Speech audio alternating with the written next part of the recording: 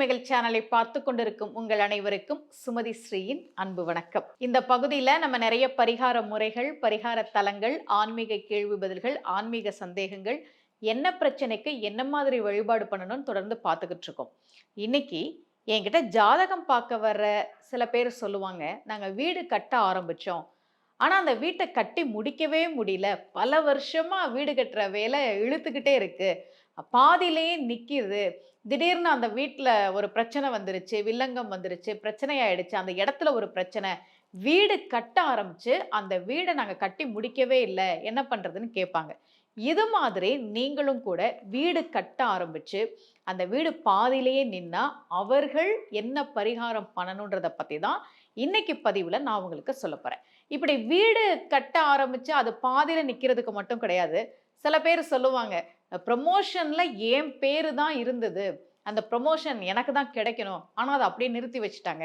நமக்கு கிடைக்க வேண்டிய விஷயம் நம்ம கைக்கிட்ட வராம இருந்ததுன்னா, அது பணமா இருக்கலாம். வெளியில பணம் குடுத்திருந்தேன். பாதி பணம் தான் வந்துச்சு. மீதி பணம் எப்ப வரும்னே தெரியல.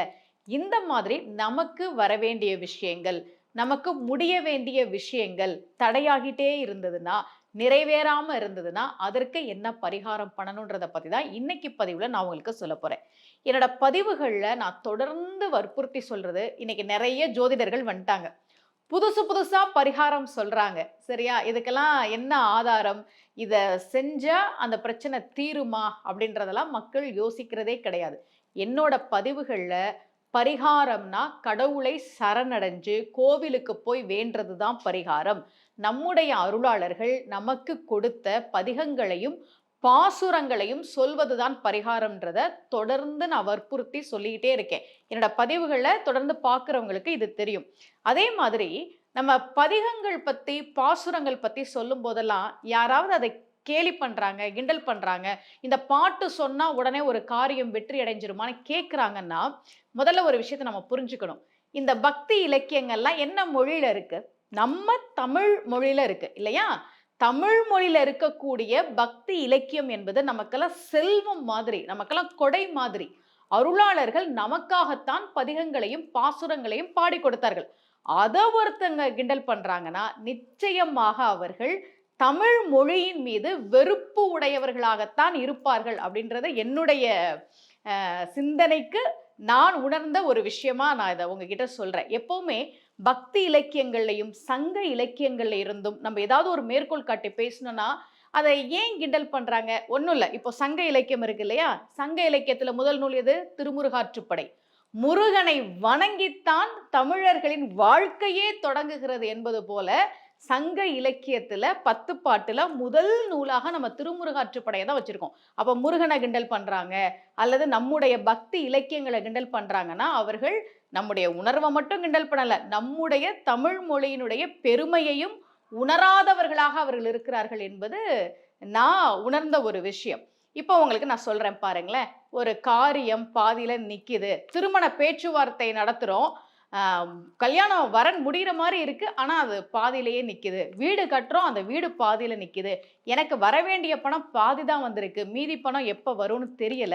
இந்த மாதிரி நமக்கு கிடைக்க வேண்டிய விஷயங்கள் நம்ம கைக்கு கிடைக்காம இருந்ததுன்னா, ஒரு காரியம் வெற்றி அடையாம இருந்ததுன்னா, அவர்களுக்காகத்தான் அபிராமி அந்தாதியிலிருந்து ஒரு பாட்டு இப்ப நான் உங்களுக்கு சொல்றேன். அந்த பாட்டை நீங்க பாராயணம் செய்யுங்க. நிச்சயமாக ஒரு மாற்றம் கிடைக்கும். முக்கியமா வீடு கட்ட ஆரம்பிச்சோம், அந்த வீடு பாதியிலேயே நிக்குது, எப்ப முடியும்னு தெரியல என்று இருப்பவர்கள் இந்த பாட்டை நீங்க சொல்லுங்க.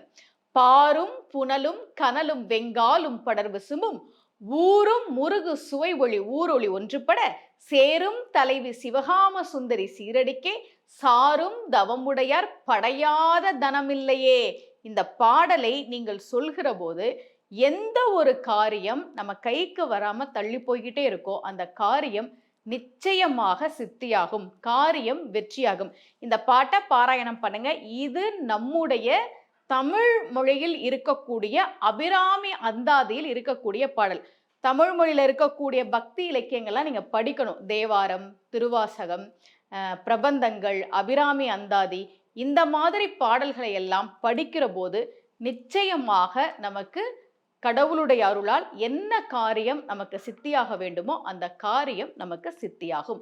காரிய வெற்றி கிடைக்க முக்கியமா வீடு கட்டிட்டு இருக்கோம் பாதியில நிக்குது அப்படின்றவங்க இந்த பாட்டை நீங்க ஒவ்வொரு நாளும் பாராயணம் செய்து வாருங்கள். நிச்சயமாக ஒரு மாற்றம் தெரியும். இதே போல ஒரு பரிகார முறையோடு மீண்டும் உங்கள் அனைவரையும் சந்திக்கிறேன். அனைவருக்கும் அன்புடன் சுமதி ஸ்ரீ.